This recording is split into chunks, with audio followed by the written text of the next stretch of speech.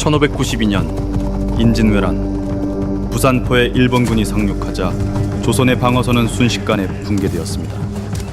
일본군은 조총의 화력과 빠른 기동력으로 조선군을 무너뜨리며 경상도와 충청도를 돌파했고 불과 50일 만에 수도 한양을 눈앞에 두었습니다.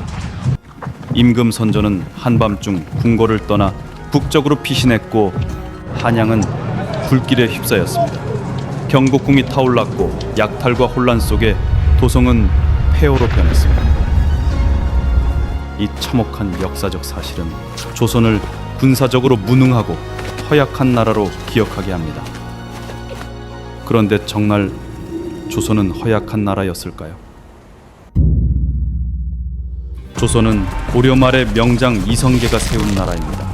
그는 뛰어난 활솜씨와 전략으로 혼란스러웠던 고려 말 전쟁터를 휩쓸었습니다. 특히 악명 높던 왜구를 항산 전투에서 완벽히 격퇴하며 군사적 역량을 증명했습니다. 그리고 학문적 업적 위주로 기억되는 세종은 사실 군사 분야에서도 탁월한 리더십을 발휘한 군주였습니다.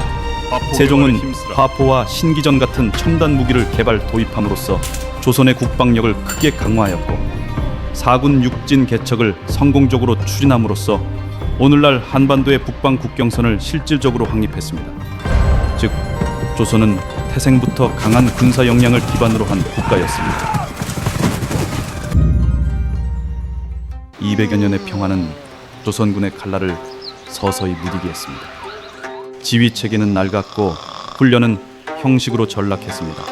임진왜란 초반 조선군이 일본군에게 크게 밀렸던 이유가 바로 여기에 있었습니다. 하지만 군사적 기반과 전통의 뿌리는 사라지지 않았습니다. 이순신 장군은 바다에서 일본군의 보급로를 끊었고 자발적으로 무장한 전국 각지의 의병들은 끈질기게 일본군을 괴롭혔습니다. 이순신 장군과 의병은 조선을 지킨 위대한 영웅들입니다.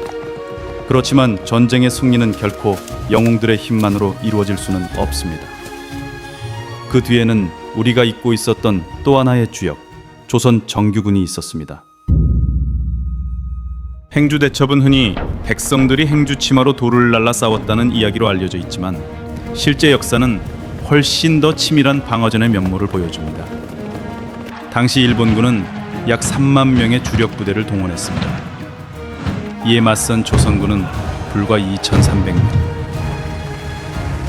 조선군은 먼저 행주 산성의 험준한 지형을 활용해 이중 목책을 설치했고 이는 일본군의 장기인 근접전을 차단하는 견고한 방어선이 되어주었습니다. 또한 천자총통과 신기전 같은 첨단 화기를 전략적으로 배치해 몰려드는 적을 효과적으로 저지했습니다. 그러나 일본군은 새벽부터 해질 무렵까지 무려 7차례에 걸쳐 파상 공세를 퍼부었고 지친 조선군은 일부 방어선이 뚫리며 위태로운 순간을 맞이하기도 했습니다. 그럼에도 수적으로 불리한 백경전에서 조선군은 끝내 밀리지 않았고 결국 승산이 없음을 깨달은 일본군은 막대한 피해만 입은 채 퇴각하였습니다. 행주대첩은 지형과 화력, 병력 운영이 정교하게 맞물린 조선군의 전술적 승리였습니다. 우리가 잊었던 진짜 조선의 모습.